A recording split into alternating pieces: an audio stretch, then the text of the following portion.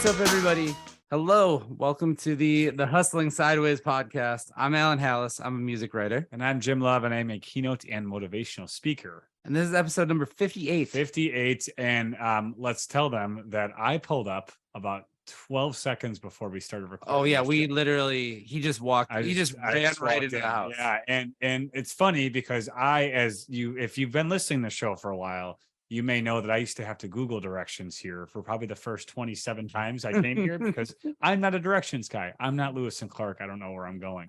However, that then switched where I knew where to go, and then I moved. Yes. And that ruined the whole thing. It shouldn't have, because I didn't move far.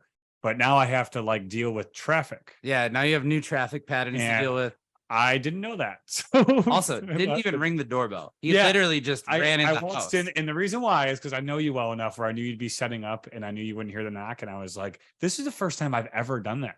Kudos to me for coming here, here specifically, coming here probably over 80 times and always ring a doorbell. Yeah. Or, knocking. And today I found myself at home. So quick side note, there has only been one time that I accidentally was in the wrong house. Of your own house? Yes. No, not my own house. Oh, you walked into someone else. Oh. Yeah. So it was a birthday party for somebody. Mm-hmm. And they were saying, yeah, door's gonna be open, we'll all be around back, go hang out. Just come in through the front, go through the house, we'll be out in the back hanging out.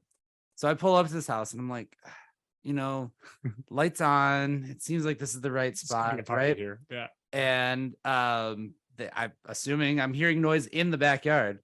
I walked into the neighbor's house. Oh man. I walked into the neighbor's house and I walked in and opened the door and heard noises that were definitely not my friends, that were just people talking. This isn't where I parked my car. Yeah. Yes. I very much had a moment of this is not where I am supposed to be. That's brutal. And I just kind of closed the door and ran next door. You're out. They had no idea, as far as I know. It was terrifying. I also guess while we're on it, I walked into a coffee shop one time after they were closed. Yeah. But nobody had locked the front door. Oh, so you just walked in. So I walked in, lights were off, and I again looked around, and there's probably hilarious security footage of me just slowly backing. I guess I'm not supposed to be here. Yeah, it's the Homer Simpson meme of him fading into the bushes. Yeah. I faded my way out of the door. I will also say one time my car key opened up somebody else's car. and I walked in and I'm like, I don't own a coffee mug, and it took me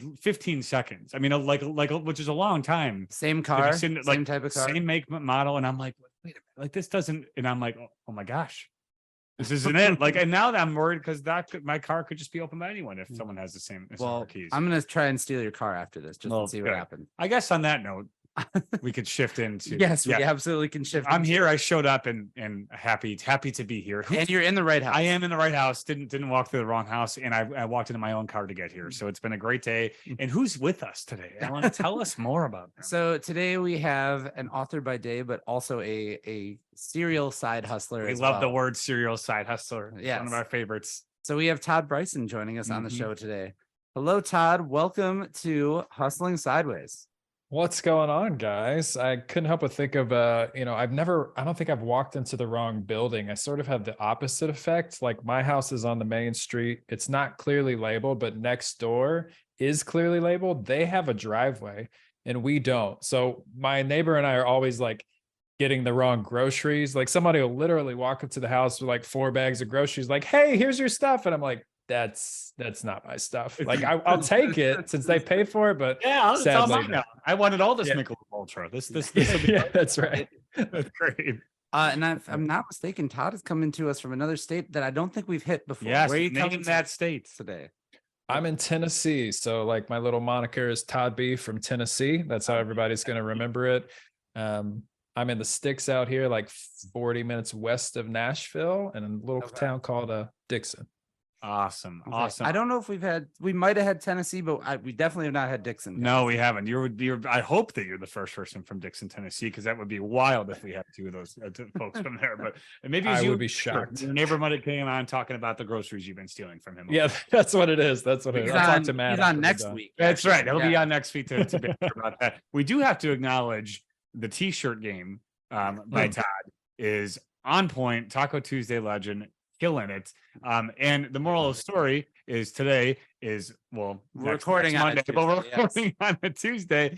And we're really glad that you're here with us to be a legend of Taco Tuesday, Todd. So thank you. Thank you. And obviously, I walked the talk almost. I went to the local like Chipotle and had a burrito. I was gonna lie. I was gonna say I had a taco. It was definitely like a burrito, but it's the same genre, right? It's close enough. I'll count it. It's all No, pretty much in the same vein. Now I really want a burrito. So that's the Same ingredients. consequence. Yeah. When I steal your car, we'll drive to Chipotle. Mhm. We'll just work on it. That's a fair There you assessment.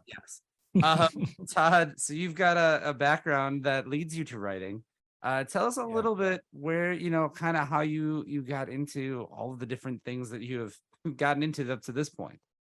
Man, I gotta tell you, the writing journey is so bizarre. Like people come into it from so many different ways. And I feel like in this era where the tools for like creating and distributing stuff have never been easier to access, where you see all of these different backgrounds of people who come in from, music writing or motivational speaking or like journalism, which is kind of my background. When I was in college, 2008 to 2013, took the victory lap, did it the right way. I majored in communications and focused in journalism. And that's what I was going to do. It's 2019. It's a lovely spring day. And Todd Brison sees no problems at all with the newspaper industry. And he thinks that's going to be the place for him. In the course of the 4 years that I was, there on that track, the newspaper industry obviously just implodes. All the local papers disappear, get acquired. And now you have like a few big ones on both coasts. But that was it. And so I kind of had to figure out, okay, what next? Like everyone has this moment where they realize their life plan doesn't go the way they thought it was going to go. And for me, it was always going to be like figuring out what to do with the skill set that I had. And I think that's what I worry about when people come into like this very fast-paced life is you go to college, you have your degree, and then you go, well, there are no more jobs in, I don't know, PR. So I have no idea what to do with these skills. I think the right tactic is to then kind of do what you guys talk about and be open to these side hustles and go, how do the skills, like, let's forget the titles. How do the skills apply to certain jobs or certain ways to make money or whatever it is? And I've tested some of those that were really bad. I was a technical writer for a while, worst job in the world. And I've played with some that are, very lucrative, very good. I've done some copywriting, right, which is fun and lucrative and essentially the same skill set. So that's a scattered look at where it came from. It's starting in journalism and then really just cobbling together some semblance of a career and keeping food on the table with the skills that I got, really. Yeah. Sure. Did you always know that you wanted to be in writing, or was that since like you were a kid, or when did that start popping up that like this is cool? Yeah. So my dad was a journalist. And like, so if you go all the way back and look at that, most people have moments where like, it's kind of a joke now. It's like, I learned my dad was a human whenever like this certain thing happened. It was like, they couldn't figure out the directions on the microwave or like some goofy thing like that. Honestly, I don't think that I've reached that moment with my dad. Either that, or I always realized like he was so open about just being kind of a goofball and we both just had fun. And so I'm, 7 or 8 following him around to like high school baseball games that he's covering for the local newspaper. And I think the bug was kind of planted then. You just pick up a lot as a kid because you listen and you watch and you're just trying to figure out how to be. And that's where all of that started. And so the professional stuff, again, you put it together as you go, but looking back, I can't escape the story that like, I just wanted to be as cool as my dad was. And that's where now here we are. So, yeah. I think it's cool that there's like a level of validity to a lot of people trying to emulate someone that they look up to. And then it slowly but surely becomes what they're passionate about. And that's why like the people you're surrounded by are so critical to development. And that could be when you're 8 years old or 28 years old, like you have to have folks either that you really, you know, are inspired by, or that are just really interesting and you want to learn more from them, and you really see how that takes shape. But I love it, because it's like, that's like, your dad's cool, and it's like, I want to be like that, and then that turns into passion, and then sure enough, here you are talking about all the roads that you've been on. So that's really sweet. Yeah. I think too, like you speak to a reality of a shifting kind of nature of, writing. And I can speak to that firsthand. Sometimes it's not about just being able to write. It's about being able to write and to have a versatile approach. So at what point did you kind of say, like, okay, writing stories may not be the full thing. Like there may have to be a little bit more than this. Yeah, I think it's the real reason that anything happened in my life is because I got married. I spent 1 year at like a private small college down here in Tennessee. It was called Martin Methodist back then. Tiny campus, 945 students. So like you knew everybody. I wanted to play golf at the time, so I like went down there on a scholarship to play golf.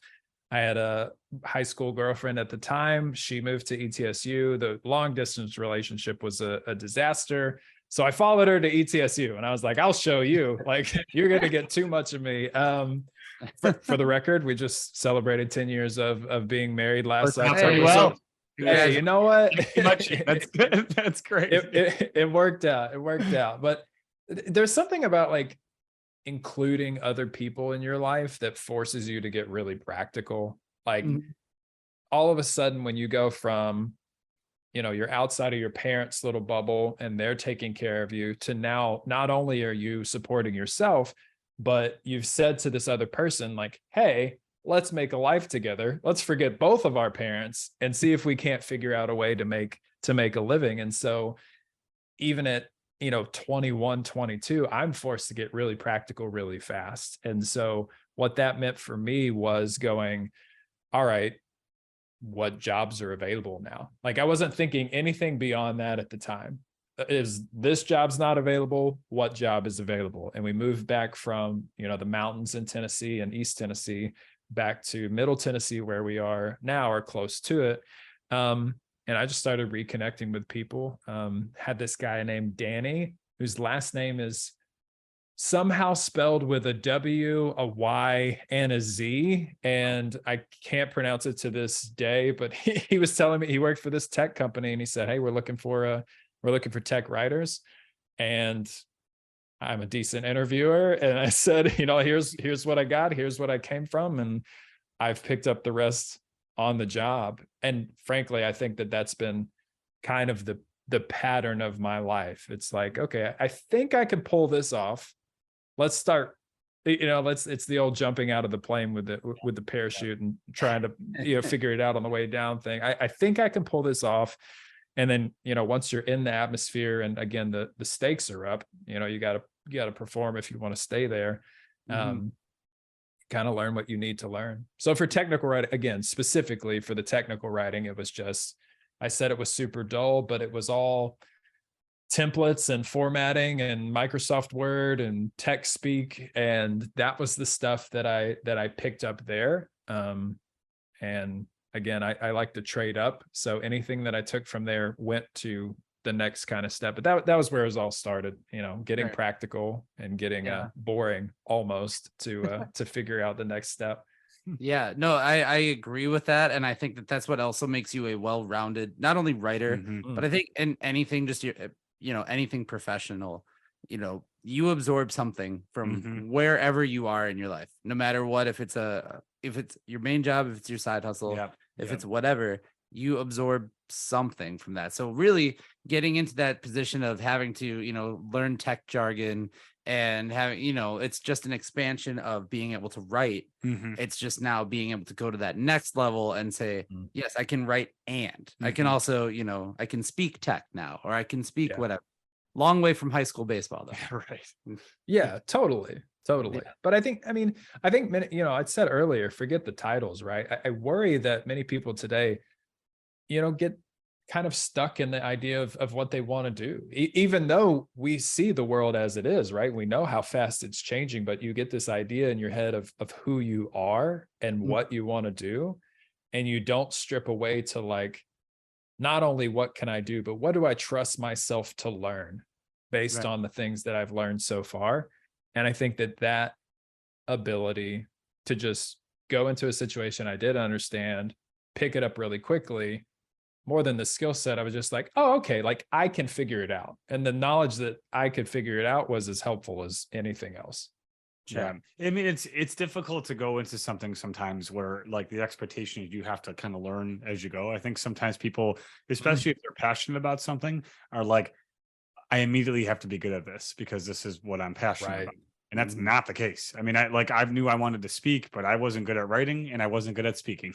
So I had to learn how to do both of it. And it took me a while, to like, and I'm not a natural writer, still wouldn't consider myself to be. I had to learn how to write, how to motivate, and had to find my own sort of structure to do it. And had to practice it a lot, in front of people, in front of the brick wall, in front of whomever would listen, and then got good at it. But I knew there was always a passion behind wanting to do it. Like the end goal was what I had a passion for, which was inspiring students or employees, whatever it might be. But the process to get there, I didn't know that. Like I had no idea what was going to be involved, and I'm like, well, let's just see what happens. And I learned each day I was quote unquote on that job, of like things that didn't go well. Like, here's what I learned from this, and like tried something new at a school, didn't work. Okay, back to it. And a lot of folks probably, if you have sort of that passion, there might be an expectation that like right off the bat, like, oh, this is my thing. Like you're gonna fail a couple times, many times, and you have to kind of learn and find your own niche throughout the whole thing. And I feel like you're very good at doing that and figuring out, like joining something new, but having a skill, that could be applicable to it, but then learning as you go and picking that up and seeing how that leads to your next thing. Yeah. I Tell think us a little bit too. Oh, go ahead. No, I think so too. I agree. Oh, good. There you go. There we go. Yeah. Tell us a little bit too about some of the first side jobs and things that you started picking up, side hustles, so to speak, along the way, and what you learned quickly and what maybe you took a little bit, but you developed over time with that. Yeah. So I think back to the corporate job, like the first one that I took, again, a tech company that was growing fast, and it was in the biometric security industry, which sounded like nebulous nonsense when I joined. But later I was like, oh, it's like, Minority Report. It's like reading people's, it's cool, futuristic stuff, right? I see no difference. Yeah. Yeah, that's right. Yeah, exactly like that. All the scary things that you can imagine as well, right? All the cool and all the scary things that you can imagine. But being in there, I knew I still had this thing where I thought, okay, this probably won't be forever, whether it's my choice or somebody else's choice to let me go somewhere down the road. And that's what happened, by the way. We can get into that later. I knew that a job was temporary, and I think all jobs by their nature are temporary. Like if we think all the way back to some of the first formal jobs, it was, hey, we need railroads to get across the country to deliver something from one end of America to the other. So the job was, you showed up, you built the railroads. When you were done, it was over. Like it was always going to be a temporary time period. And that structure still exists, but because of the relative stability of like the last century, we've been fooled, I think, into thinking that jobs are something more than they are, more stable than they are, more predictable than they are, more I don't know, useful than they are. But in reality, even then, I knew I needed to have some sort of escape plan, I guess. And that's when the blogging and the self-publishing started. And funnily enough, I released the first book called The Creative's Curse, and that did pretty well, and honestly continues to do pretty well. I had a small following at the time, maybe 30 or 40,000 on a blogging site called medium.com, which is just open blogging, and did pretty well with the launch there. Had more ambitions for the launch of my second book, the Unstoppable Creative, the next year. And I abandoned Amazon because at the time I was like, I don't want to give away so much of my profit to Amazon, because they take a big chunk, right? So I said, okay, I'm going independent. I have enough of a following now to do this on my own. And the marketing on that side was just more visible, right? When you release something on Amazon, you can kind of disappear. Like your name's there, but Amazon can cover anything else that you might need to do. So I was kind of invisible to my coworkers. The second book launches, and this is where it gets interesting because I launched the second book. It's a big deal, you know, in all my social sites and everything else. I'm not shy about it like I was the first time. And I walk into work, book launches on a Monday. I walk into work on a Tuesday, and I'm like pretty happy, right? Because I pulled off this accomplishment. The sales are decent so far. And I walk to my desk, and my manager walks up and she says, hey, have you heard from John in HR yet? And I was like, oh no. No, I have not heard from John in HR yet. She said, he really wants to talk to you. I think you could, you should probably pick up the phone and call him whenever you get a chance. I'm like, oh my gosh, that's exactly what I want to do on a Tuesday morning, is call the head of HR to see what's going on. And I had talked with this guy before. He was kind of hard to read, right? Like a little flat, very well, HR, right? You know, he's like the guy. Very HR is a really good way to put it. Yeah. He knows he's gonna have to have some tough conversations with people. So he has to be at least a little muted and guarded, right? Because that makes that job easier. But I get back to my desk and I'm like, okay, here we go. I pick up the phone and I dial the number for Boston to reach John in HR. And I pick up the phone. All right, I hear him answer. He says, hey, it's John. And I said, hey, John, it's Todd Brison. Tammy said you wanted to talk to me. He said, oh, yeah. So I heard that you launched a book or something, right? And I was like, yes, I did do that. And he said, cool. How can I get a copy? And I was like, oh my God. Like, what an insane release at that time, because a lot of corporations, you hear the horror stories, right? Of people who step out on their own, manager gets jealous, they quash that. And then now this person has to go do everything underground or quit, which puts them potentially in some tough financial straits. But here I was, just no, I don't know, design of my own, ended up with someone who not only supported the work and was okay with it, but like wanted to buy a copy of the book. And so that really, you know, despite being a very corporate environment, I had a great kind of platform to experiment with the self-publishing, and I built that up over the years. And even like online course sales, I did some of that while I was at that job, and that was indescribably helpful to not have to sneak around for 7 years while I did the side hustle thing there. Yeah, Totally. no, I get that, because I was one of the people that kind of felt like I had to sneak around for a long time. But then also, like you said, that horror story, I was tense and nervous for you just rehearing it here. I mean, like, I'm like, oh no, this is the part where he gets fired. Like, this is the part. But I understand that feeling too, of like, you know, you put something out, you've got that high going of like, hey, I just released this, everything's going great.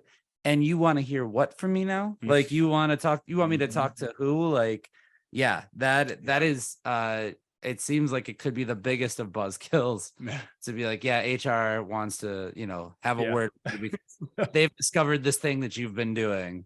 And now it was panic. You know, and I had the same experience of hiding what I was doing for a long time at the company that you and I worked at for probably a couple years. I just didn't want it was like a separate part of me that I didn't really just want known. I kind of kept under wraps. When I was doing a talk, I'd be like, yeah, I'm on PTO and I'm in a wedding. I literally would lie. And now at my new job, you know, my career for the last 5 years at Manpower Group, I'm open about it. And it's actually like, the leadership is so supportive, because I also know, like, it makes me happy. I enjoy doing it. Yeah. And I'm obviously able to do my career, and it's makes it like the leaders are so much more fun and giving when that happens. And then I get excited about it. Like, that's great. Like, keep doing that. Like, proud of the work that you do. And I'm representing us, you know, in a way. And then it makes me a better speaker and on behalf of what we do. So leadership can make a huge difference when it comes to supporting the lifestyle that you want. And you know, and it's our generation's a pretty side hustle generation. It's what we do, and we enjoy it. And frankly, a lot of us need to do it. And I was going to say, a lot of us need to do it. And that's, it's a big part about our identity. And that's not really known by older generations. They sort of focused all their time on on the thing, right? They work the Right. same job sometimes for 40 years, and there's validity in that, and certainly that, that's a good thing. But I totally align with that story. It's like that's like it's an unfortunate thing to have to kind of root around secretively with it. But one thing I also want to point out, you kind of said like you had an outlet for some of your whether it be like emotions or just generally you found this way to do this as an outlet. And we find that a lot on the show is that like a lot of people, like we have some nurses who are doing arts and crafts on the side, like they have an outlet for either like some painful memories, some great memories, and just want to have a medium to show off something different, and it then becomes a passion. Like I mean, we've had many people say it, like, and same, like I have an outlet for some of the thoughts I have on leadership, and it's fun to do that, and it makes it a more enjoyable process for you when you feel like you have a really significant medium to show it on. So, we've heard that a lot of times on here for sure. Yeah. Do you feel like what you've been able to write, is it kind of a departure from when you're self-publishing a book or writing a book? Does it feel like a departure from the other stuff that has to like sit on your plate and you're like, I have to get X, Y, and Z done? Yes and no. These days, because most of my deliverables are also writing, it's like it's kind of a mixed blessing, right? Because on the one hand, I am getting to do the thing that I wanted to for so like lifestyle wise. Here I am talking with you guys. It's 5:02 on a Tuesday. I'm wearing a t-shirt. I just like ate eggs an hour ago because I was like, what the hell? Eggs for lunch. Why not? Right. So the lifestyle is really good.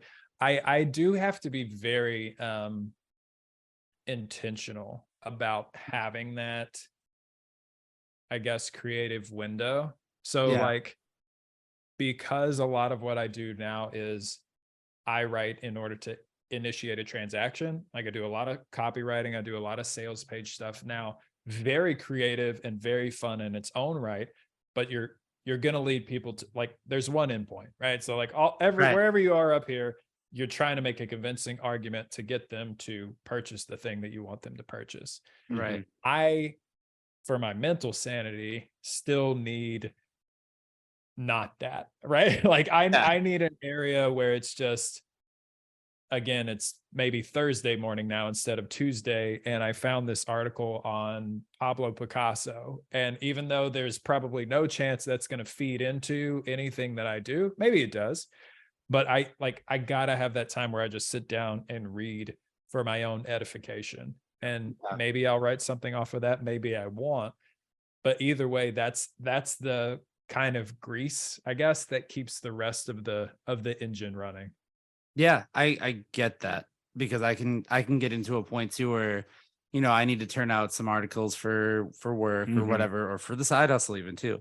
And you become a machine a little bit where, like things kind of get formulaic, and you can tell, like I can tell for myself when I'm like burning out, because I know that like my work becomes, maybe I'm using the same adjectives again, or maybe I'm using the same whatever, where like, the format feels like I'm writing the same thing. And I'm like, that's when you have to find, like you said, the grease. You have to find something that's gonna. You can't be a cyborg, take like, you out of it. You have to find, like, it's almost like your outlet for like an outlet, in a way where it's okay. Like I'm stuck in a monotony kind of thing, and now it's do something new or do something different. Take an hour to go, fill your cup back up, and then come back, and you can be maybe in a better headspace to take it on to. Yeah.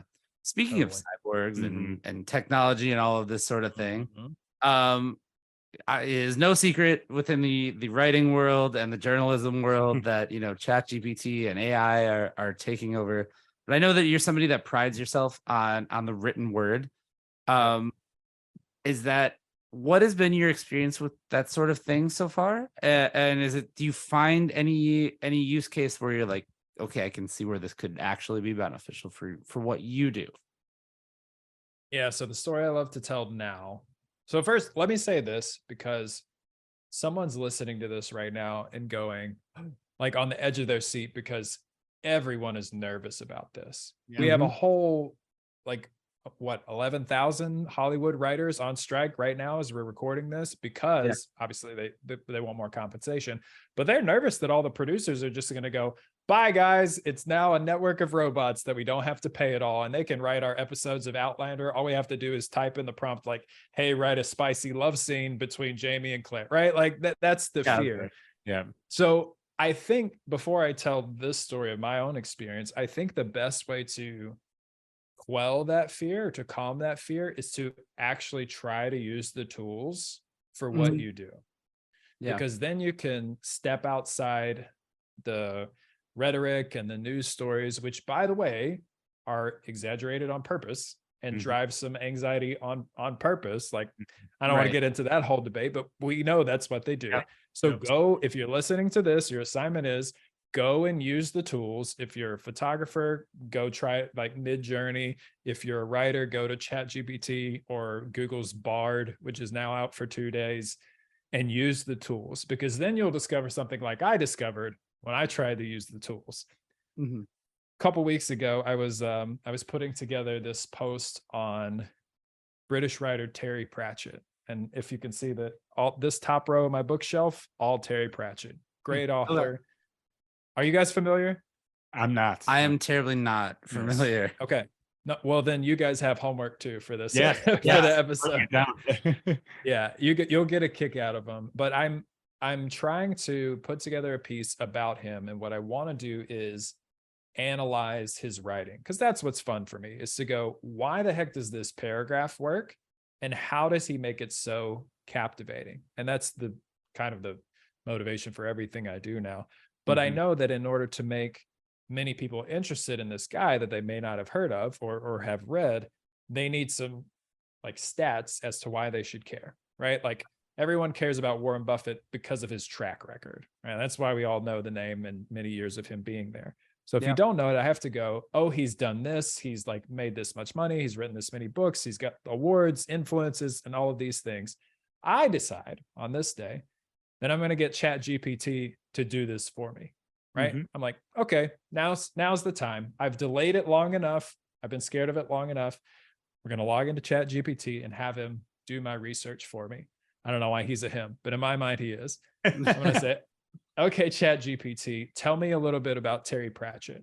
Sure enough, like, nice paragraph comes out, tells me that he's a British author, written 41 books in this most popular series, done all these things. I say, okay, now tell me a little bit about his, financial success.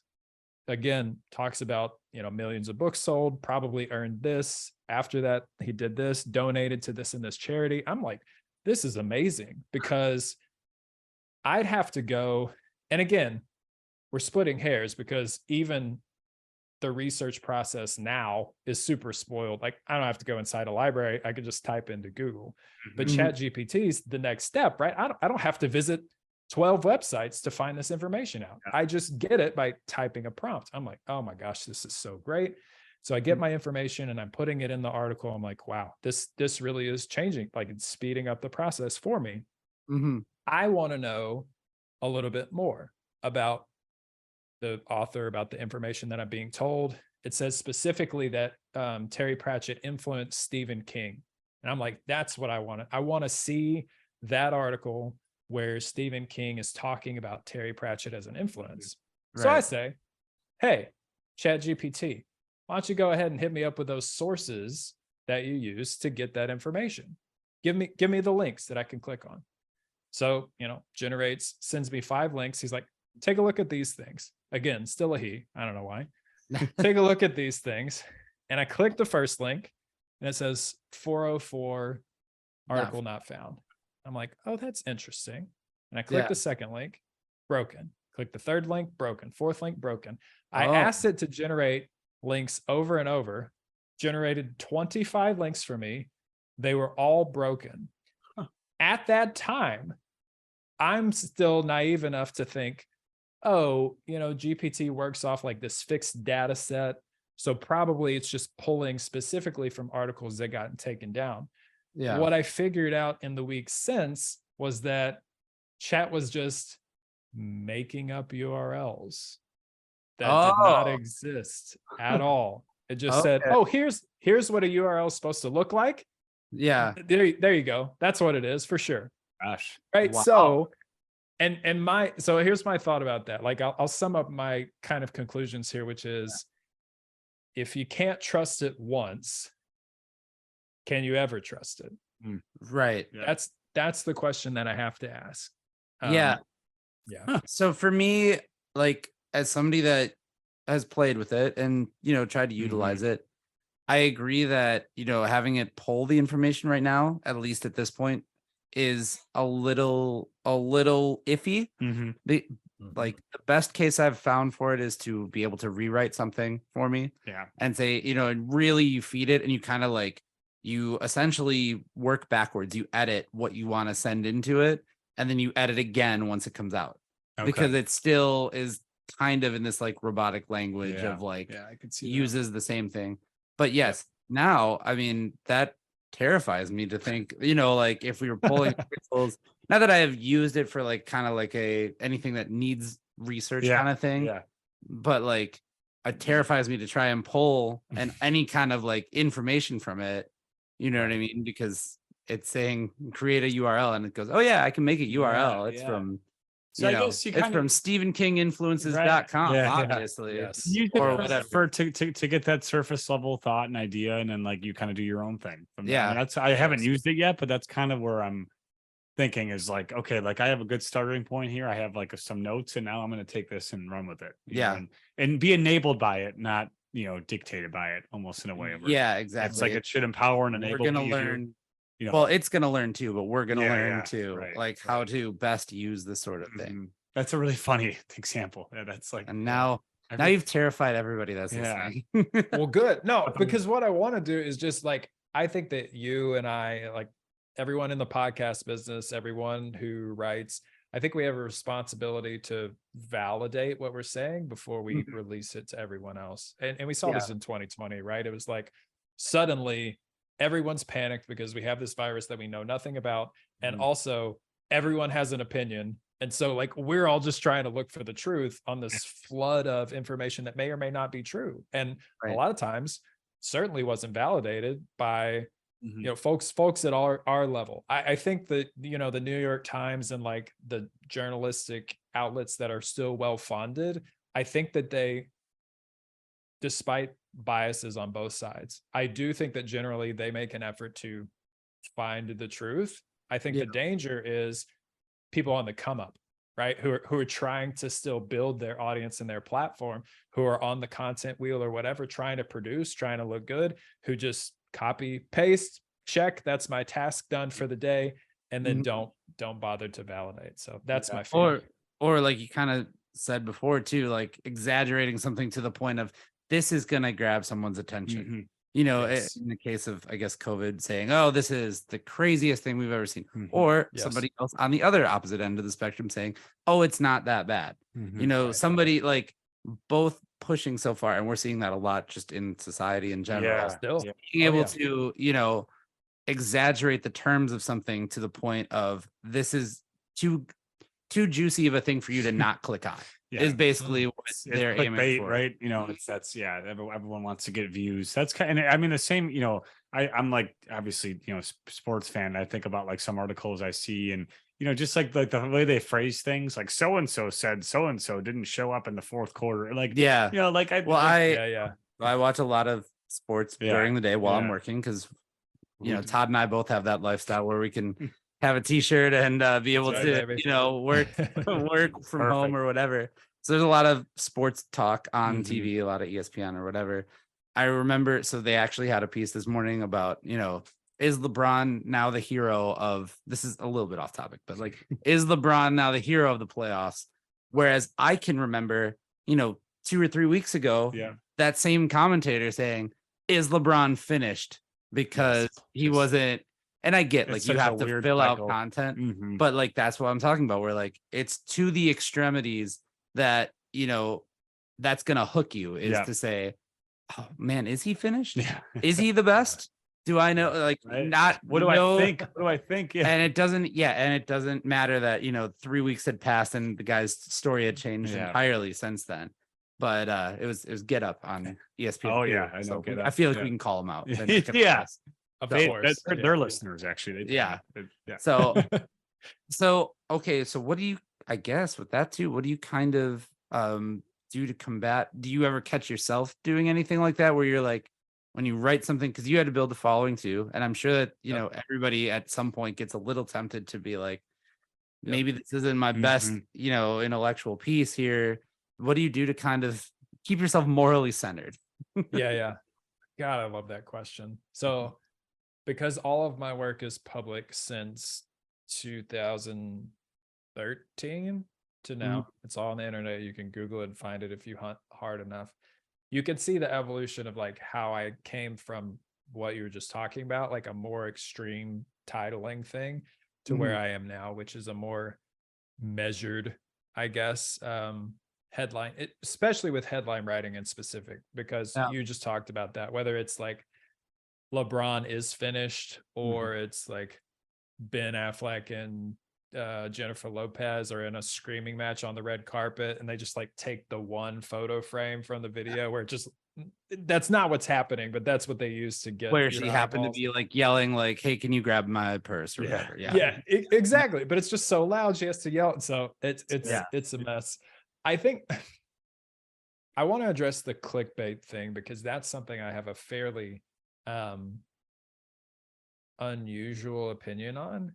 I actually don't mind extreme headlines if they keep the promise that they start. Okay. That's where I'm at. I think a headline can be bold if it delivers on what it says again. So if the headline is, in my line, it's how to start a 7-figure business in 3 months or less. Like I would go, ooh, like I would feel funny about that. But if that's what's there and they give me like all the tools and the instructions and the processes to make that happen, I can't be mad at that. I but feel if that. that's if the same headline says, how to make a 7-figure business in 3 months, and it's like, get your mind right, or like, here's a good one I like partner with a millionaire, like that's no way. like, oh, okay, what a good idea. Why didn't I think of that? That's not the thing I came here for at all. Make sure you know a hedge fund owner and you'll be just right. That's exactly it's true, because you got to give credit where it's due. Like these people come, they come up with a good story, and it's like, well, then give it the title it deserves. And 100%. I'm with you on that one. It makes a lot of sense. 100%. For me though, with my headlines, I mean, I've just come a long way. Like I wrote a lot about personal development just because I wanted to be popular. So like that was the area I played in, and the headlines were big and bold and spicy and all that. And these days I would just rather have the trust of fewer people than the attention of more. And so that's a really good way to put it. That's actually that is I think a really, really good way to put that is, I don't need everybody's attention. I need the people who care. Right. Yeah. And if we want to pull this back to side hustles, that has worked for me. If you have the right business model, you don't need 500,000 people, right, to survive. And so that's my theory. It's like, be trustworthy with the right people, and if you have the right structure around your side hustle, you're going to be just fine. I mean, I always, my analogy, this is such a Catholic analogy, but Jesus said 7, it worked out, or 12. I'm sorry, it worked out. Well, 7. How many? Story yeah. Whoa. Long story. It worked out well for him. That's the moral of the story. Well, he had 13, and then he traded 6 to Tampa for players 3 names later. Cash consideration. Yeah. That's what happened there. I can't believe I had said 7. My parents are going to be so disappointed. Yeah, you're not allowed. I can't wait. That's it. So we've gone a lot of different directions with things. I would like to know, Todd, where do you want to take things from here? What's kind of the immediate future for you? I said the other day that my big goal was just to keep doing this. Like what I desire, I think, more than anything else in life, is to set my schedule the way I want it to, so that I can give to the people who mean the most to me. Like I brought up my wife a few times in this conversation. I'm the house spouse, y'all. Like I do the laundry and the dishes and everything, and I wouldn't have it any other way, because one, that's where a lot of the writing ideas come, like just, the mundane work of stuff. But 2, like I never wanted to be the husband, or later the dad, who just wasn't able to show up. And so well, let me put it a different way. Who wasn't able to show up because some boss told him that he couldn't show up. There are Right. times, like, let's be real, like it's side hustle life. Sometimes you're up till midnight, and that's just the way it has to be. But if I can be in control of those boundaries and I can communicate those boundaries clearly to everyone who matters in my life, that's far more valuable to me than the excuse of gotta work late because I gotta make partner or impress this person or talk to John of HR on the phone. Yeah.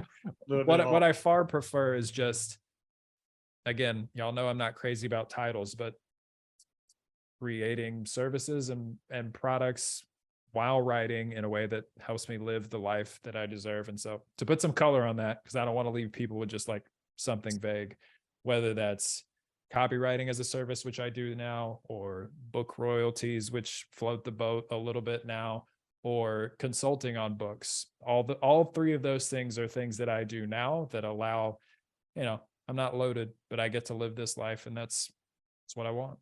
That's Yeah. what's up. Comfort is key. It makes it You know good. what I mean? Like Yeah. that's what you aim for. Yep. You can, it doesn't have to always be shoot for the stars. Mhm. Sometimes that cloud's fine. It does. Yeah. So Get on one of them and you're good. yeah.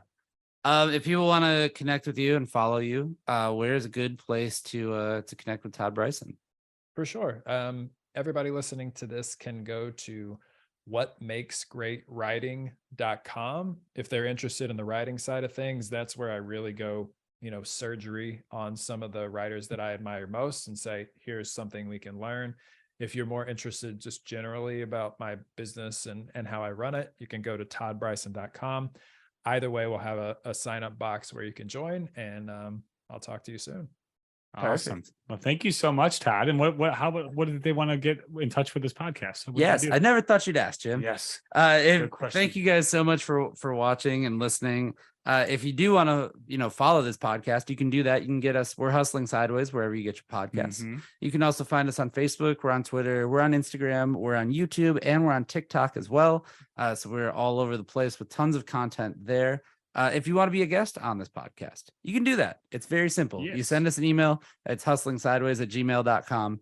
And You may end up right here or on the screen. yeah, you may whichever end up place. on Zoom. We can do anything now. We can do We're it all, making it happen. all the things. Yes. So on that note, thank you again, Todd. We appreciate it. It was great to sit down and Yes. talk with you.